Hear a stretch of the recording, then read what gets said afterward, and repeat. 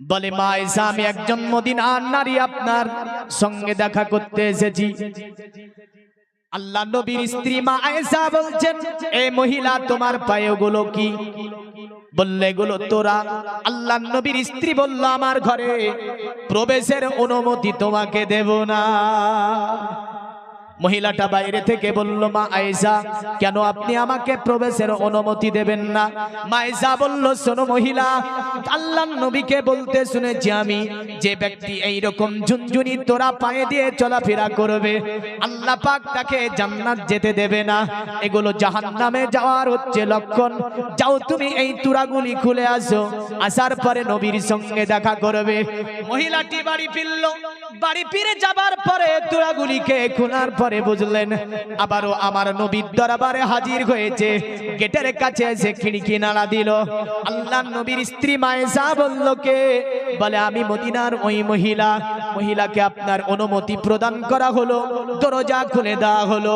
মা আয়েশার ঘরে ওই মহিলাটা আপনার প্রবেশ করলো। আল্লাহর নবীকে সালাম দিল, আসসালামু আলাইকা ইয়া রাসূলুল্লাহ ইয়া হাবিবাল্লাহ। আমার নবী পাক সালামের জবাবখানা ফিরিয়ে দিলেন। আল্লাহর নবীকে বলছে, ইয়া রাসূলুল্লাহ, আমি মদিনায় বাড়ি আমার, আমি হচ্ছি গর্ভবতী একজন মহিলা, আপনার দরবারে একটা বিষয় জানার জন্য এসেছি। আল্লাহর নবী বলেছিল, বলো এমন কি বিষয় তুমি আমার কাছে জানতে চাও? বলে, নবী গো, আমি গর্ভবতী, আমার স্বামী কয়েকদিন হয়ে গেল বাড়ি থেকে হারিয়ে গিয়েছে। আজকে রাত্রিতে আমি একটা স্বপ্ন দেখলাম, আমার ঘরের যেন মূল খুঁটিটা ভেঙে পড়ে যাচ্ছে। আর ইয়া রাসূলুল্লাহ ইয়া হাবিবাল্লাহ, নবী গো, আমি যেন একটা কালো কুৎসিত টেরা সন্তানের জন্ম দিয়েছি। এটা কিসে দেখলো? স্বপ্নে। যে স্বামী কিন্তু হারিয়ে গিয়েছে, আর স্বপ্ন দেখছে নারীটা যে একটা কালো কুৎসিত টেরা, বলতে চোখগুলো টেরা বাচ্চা। আর ওই মহিলাটা বলছে, ইয়া রাসূলুল্লাহ, আর আমি দেখছি আমার ঘরের যে একটা খুঁটি আছে, খুঁটিটা ভেঙে পড়ে যাচ্ছে। এই স্বপ্নের তাবির কি হবে বলেন? খুব ইম্পর্টেন্ট একটা বিষয় হাদিস শরীফের মধ্যে এসেছে। তো রাসূলুল্লাহ সাল্লাল্লাহু আলাইহি সাল্লাম মহিলাটার দিকে তাকাচ্ছেন। আমাদের দিকে এটা স্বপ্ন তাবির বলে যে ও মারা গেছে। কে? স্বামী মারা গেছে। দেখেন, তাবির কিন্তু এমন একটা জিনিস। তো রাসূলুল্লাহ সাল্লাল্লাহু আলাইহি সাল্লাম মহিলাটাকে বলছে, বাড়ি যাও।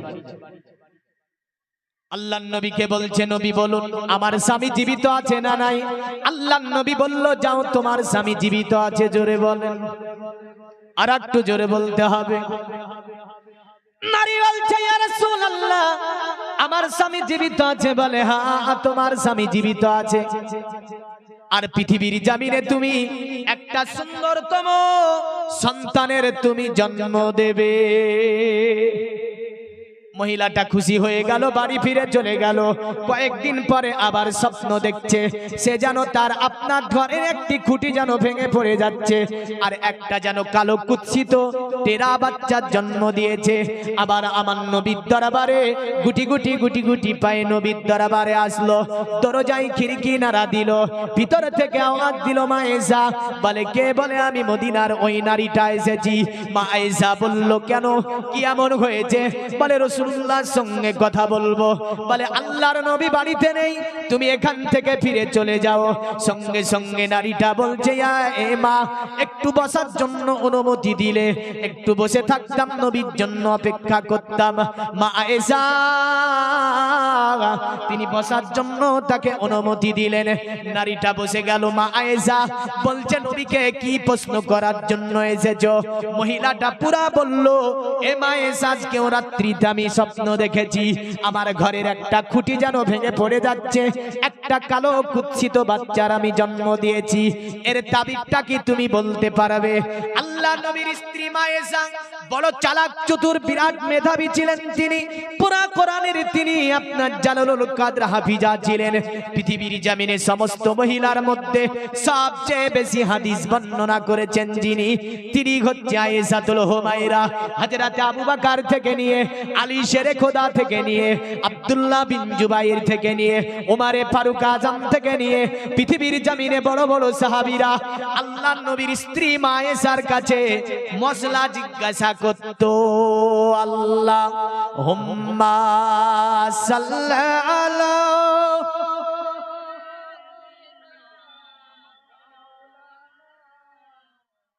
ওয়ালা আলি সাইয়্যিদিনা। अरे खुशबू खुशबू मीठा मीठा दयार नबीजिर नाम, रौजा फुलेर बागान, रौजा फुलेर बागान। जोरे बोली सुबहानाल्लाह। खुशबू खुशबू मीठा मीठा दयार नबीजिर नाम,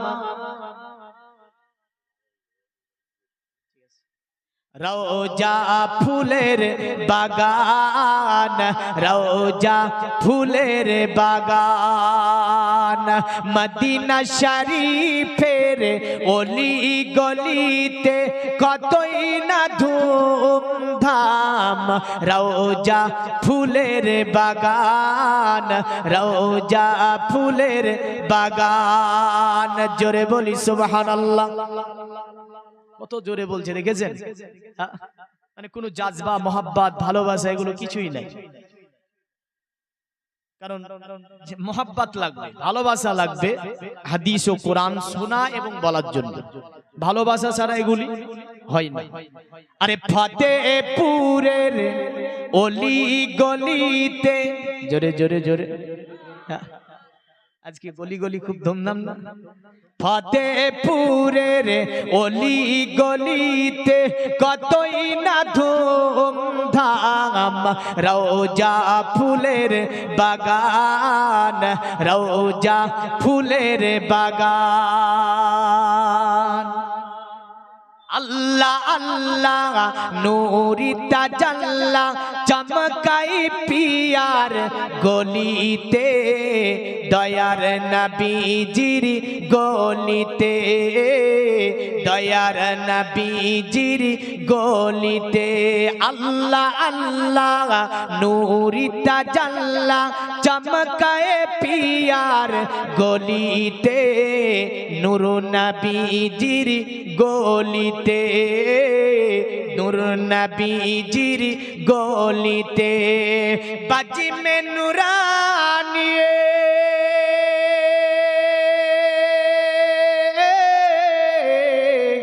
बाजी में नूरानी रात नूरानी, देखो जन्नतेर बागान, रौजा फूलेर बागान, रौजा फूलेर बागान। जोरे बोली सुबहानाल्लाह।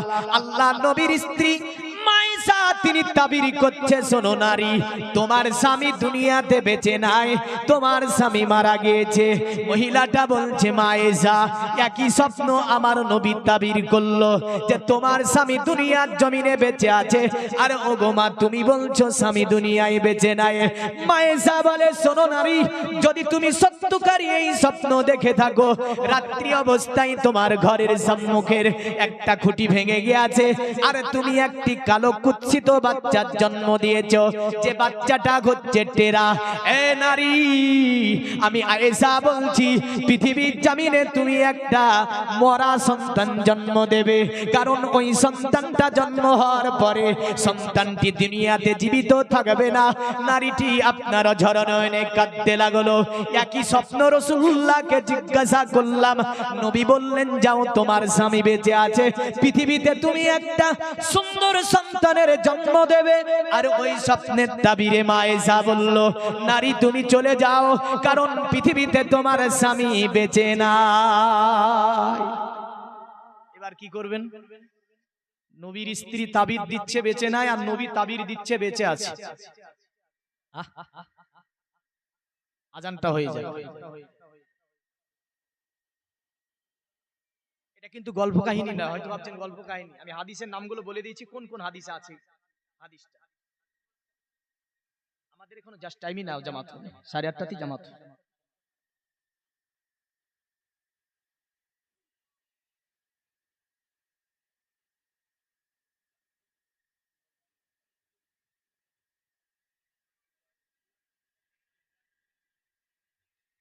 শব্দই তো আসে না।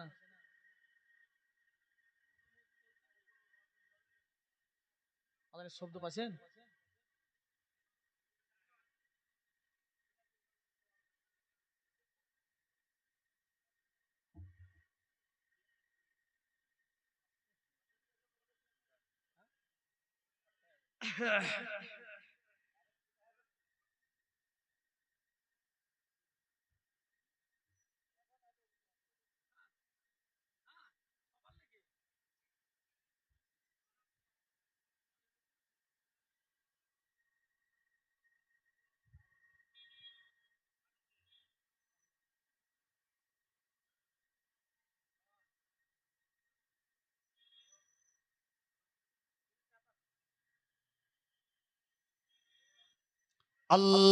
আল্লাহুম্মা সাল্লি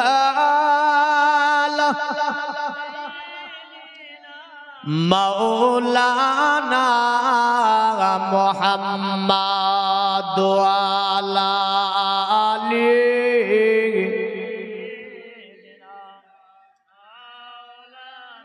जुल्फ़ों को रुख से हटा दो तो कमर शर्माए। जोरे जोरे बोलें सुबहानाल्लाह।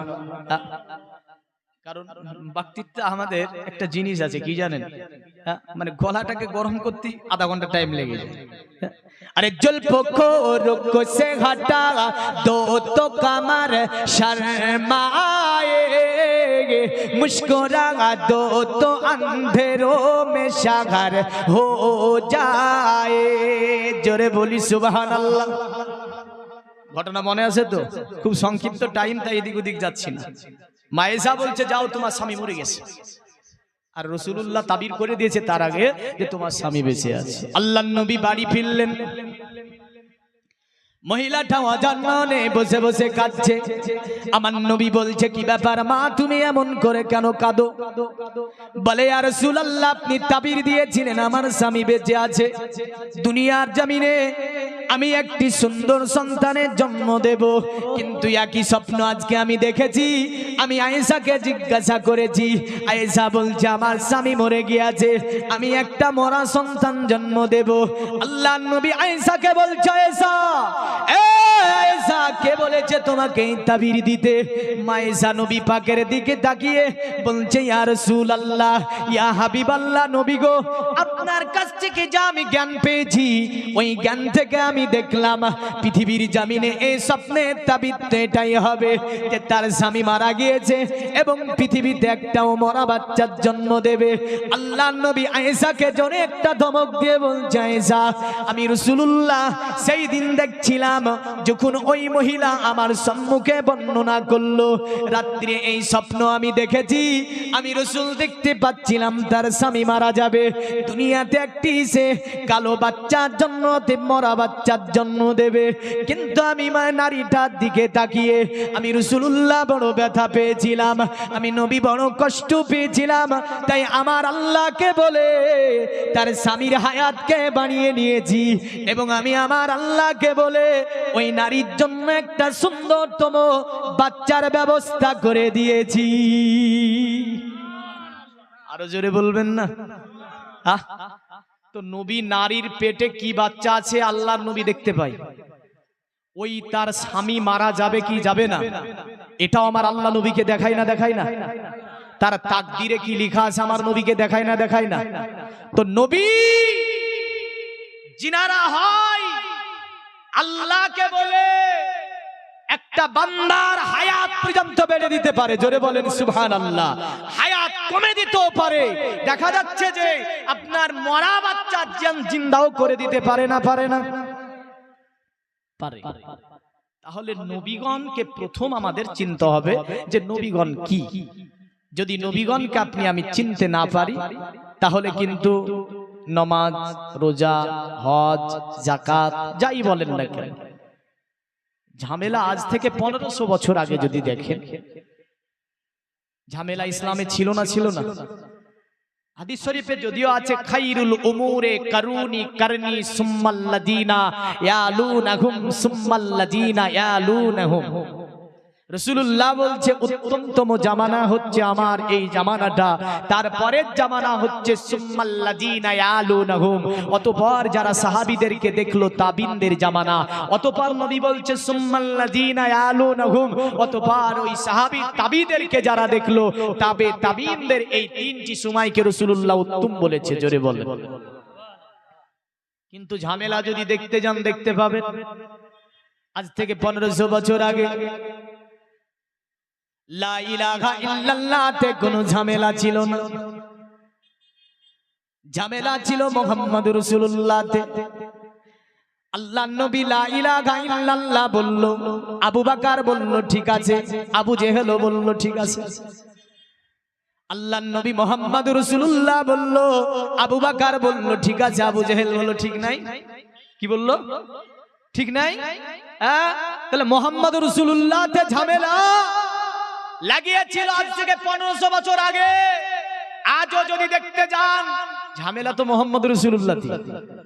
হ্যাঁ, কোথায় ঝামেলা? লা ইলাহা ইল্লাল্লাহতে কোনো ঝামেলা করেন না, ঝামেলা তো লাগিয়েছেন মুহাম্মদুর রাসূলুল্লাহ। মানে কেউ বলছে এটা বলো, কেটা বলছে এ করো, কেউ বলছে মোহাম্মদকে মানুষ বলো, আমার মতোই বলো, কে বলছে মাটি বলো, কে বলছে নূর বলো, কে বলছে নবী বলবো, কে বলছে বলবো না, কে বলছে দুরূদ পড়বো, কে বলছে পড়বো না, বিভিন্ন কিছু। তো ঝামেলাটা নবীকে নিয়ে। মনে রাখবেন, যখন কোন জাতি, যখন কোন গোষ্ঠী মুহাম্মদকে নিয়ে ঝামেলা লাগায়, মুহাম্মদকে নিয়ে ঝামেলা করে, ওই জাতি ওই গোষ্ঠীকে আল্লাহর তরফ থেকে লানাত আসে এবং ধ্বংস করে খুব তাড়াতাড়ি। আমার মুসলিমের মধ্যে ব্যাপক হারে এই মুহাম্মদুর রাসূলুল্লাহতে ঝামেলা লাগিয়ে দিয়েছে। বলছে মুহাম্মদ দেওয়ালের ওই দিক দেখতে পায় না, এমনও কথা বলেছে। দেওয়ালের ওই দিকে কি আছে ওটা নবী দেখতে পায় না। দেখেন মুহাম্মদ সাল্লাল্লাহু আলাইহি সাল্লাম, আবু বকর থেকে যদিও একটা হাদিস, আবু হুরায়রা থেকে হাদিস মাসনাদ ইমাম আহমদে বর্ণনা হয়েছে এভাবে যে রাসূলুল্লাহ সাল্লাল্লাহু আলাইহি সাল্লাম কত দূর দেখতে পায়। যদি বলেন সহিহ সিত্তা থেকে মৌলভী সাহেব বলুন, সহিহ সিত্তা কিতাব মুসলিম বিন হাজ্জাজ আল কুশাইরি রচিত কিতাব, কমবেশি 12000 হাদিস তিনি সংকলন করেছেন। হাদিস শরীফের নাম সহিহুল মুসলিম শরীফ। জোরে বলে কি নাম? সহিহুল মুসলিম। হাদিসটার নাম হচ্ছে সহিহুল মুসলিম। বর্ণনা যিনি সংকলন করছেন এনার নাম হচ্ছে মুসলিম বিন হাজ্জাজ আল কুশাইরি। যেমন বুখারী বলি, বুখারীর পুরো নাম কি? আমরা একাধিক মানুষ জানি না যে বুখারীর নামটা কি। ছেলেরা বুখারী বুখারী করে পাগল হয়ে গেছে, ও কি জিজ্ঞাসা করবেন বুখারীর পুরো নাম কি, বলতে পারবে না। কিতাবটার পুরো নাম হচ্ছে সহিহুল বুখারী। বর্ণনা করছেন যিনি, সংকলন করছেন তিনার নাম হচ্ছে ইসমাইল বুখারী রাহমাতুল্লাহ আলাইহি। মুসলিমের একটা হাদিস নবী কত দূর দেখতে পায়, আমি দেখার সম্পর্কে যেহেতু বলেছি। মুসলিম বিন হাজ্জাজ আল কুশাইরি একটা চ্যাপ্টার বাঁধছেন মুসলিম শরীফের মধ্যে। চ্যাপ্টারটির নাম হচ্ছে কিতাবুস সালাত, নামাজের অধ্যায়ন।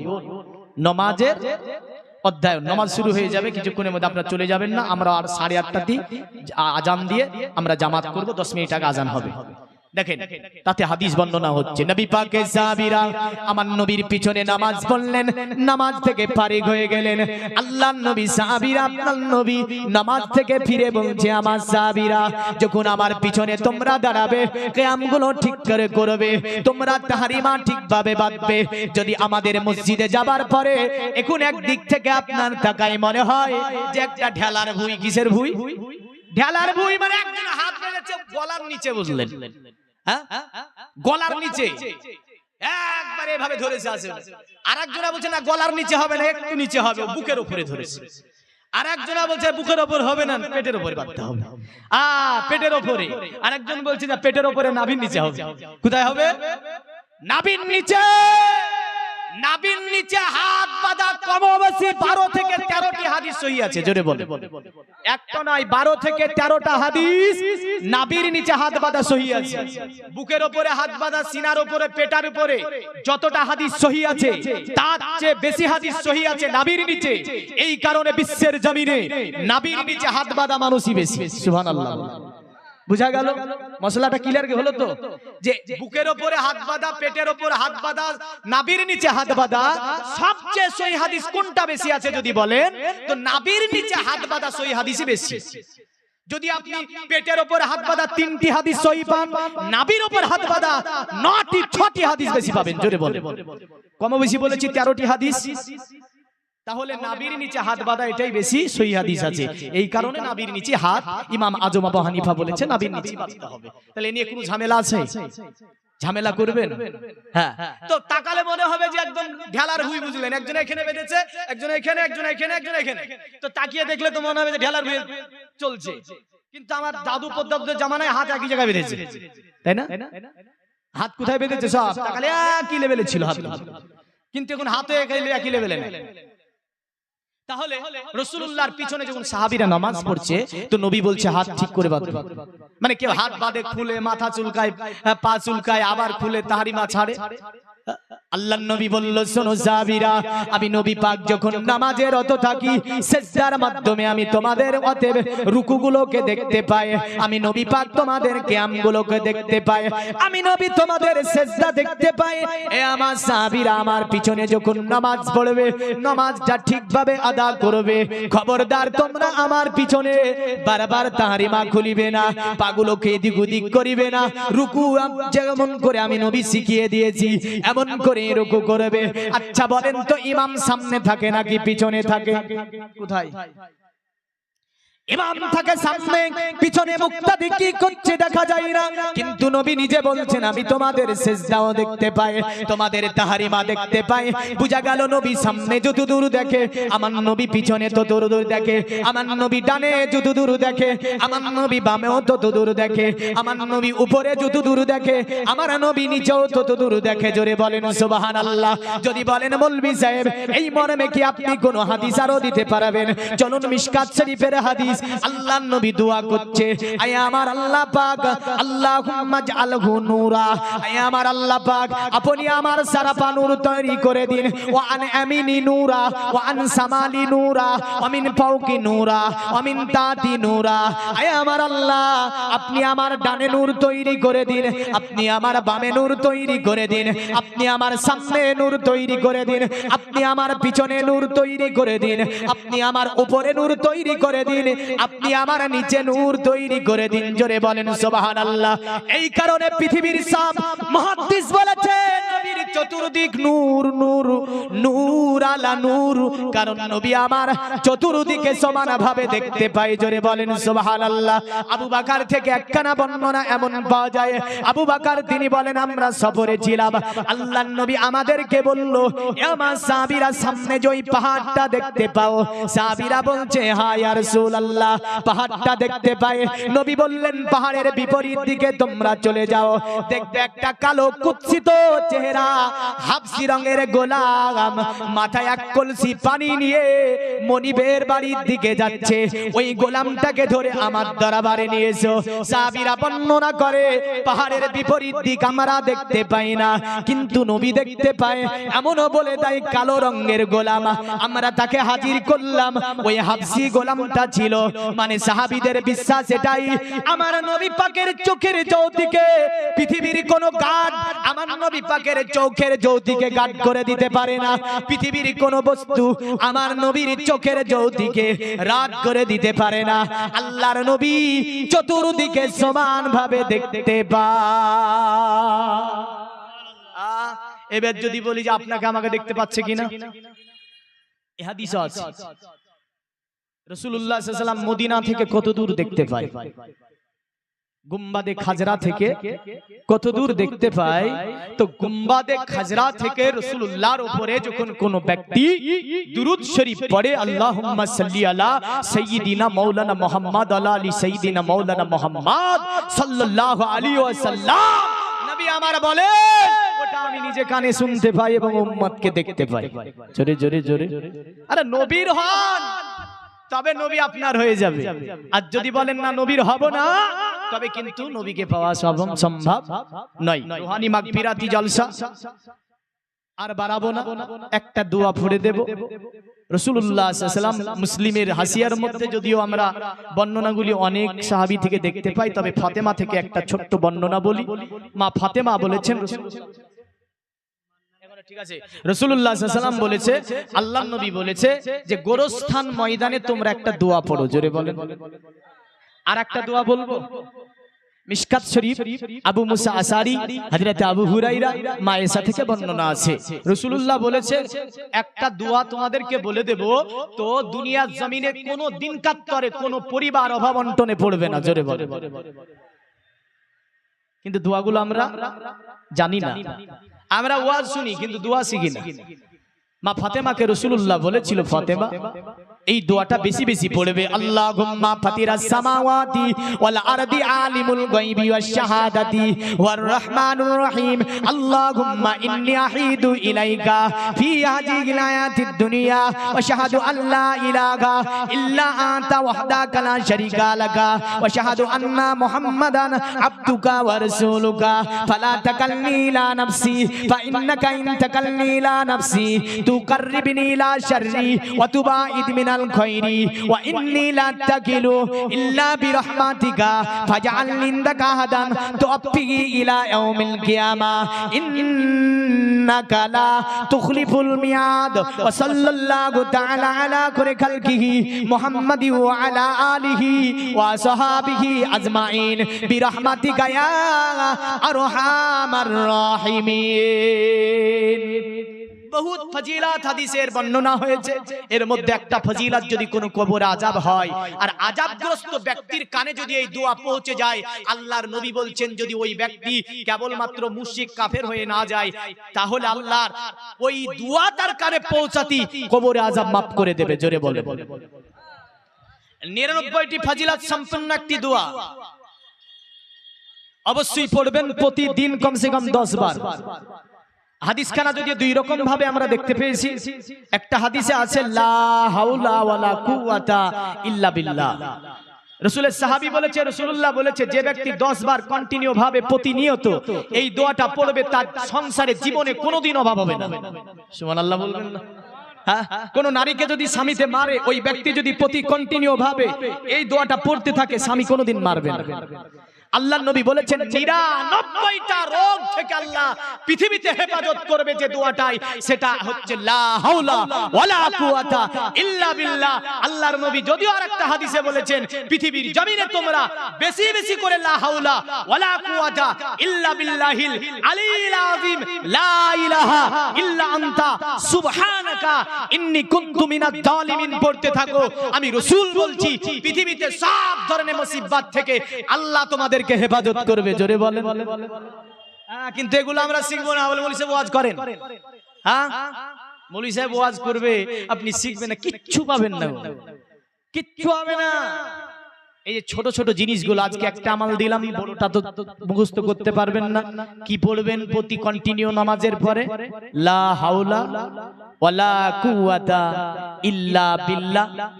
এত দূর যদি পড়বো পড়তে পারে, পুরোটাও পড়তে পারবেন, কারণ দুই হাদিসে দুই রকমই আছে। ইল্লা বিল্লাহ পর্যন্ত আছে, আবার আরেকটা হাদিসে এইভাবে আছে লা হাওলা ওয়ালা কুওয়াতা ইল্লা বিল্লাহিল আলিয়্যিল আযীম। এই দোয়াটা প্রতি পরিবারের মানুষ অবশ্যই নামাজ না পড়লেও কাজে কর্মে বেরিয়ে যাচ্ছেন, পড়তে পড়তে 10 বার পরে বেরিয়ে যান। খোদার কসম আল্লাহ আপনার বাড়িতে কামাইতে বরকত দেবে। জোরে বলেন। আরো জোরে বলেন সুবহানাল্লাহ।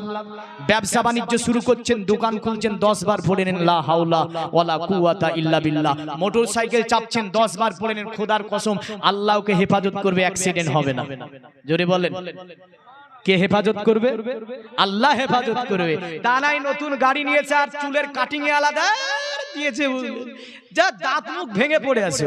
হ্যাঁ, রাস্তায় গিয়ে দাঁত মুখ ভেঙে পড়ে আসে, তারপরে তো মলি সাহেব দোয়া করেন। হ্যাঁ, ভেঙে চুরে এসে দেখছে দোয়া করেন। হায় হায় হায়, হ্যাঁ, দোয়া তো নিজেকে করতে হবে। আল্লাহ সকলকে হেফাজত করে, সকলে বলুন আল্লাহুম্মা আমিন। মনে থাকবে তো দোয়াটা? যুবক থেকে নিয়ে, যুবতী থেকে নিয়ে, মা থেকে নিয়ে, বোন থেকে নিয়ে, সকল বুড়ো থেকে নিয়ে, বয়স্ক থেকে নিয়ে সকলেই ছোট্ট দোয়া দিলাম, যাতে মুখস্থ থাকে, পড়তে পারেন। আজান হবে, তারপরে ইনশাআল্লাহ আমাদের 8:30টার সময় এখানেও জামাত হবে। যিনাদের ওযু নেই আপনারা ওযু করে নেন।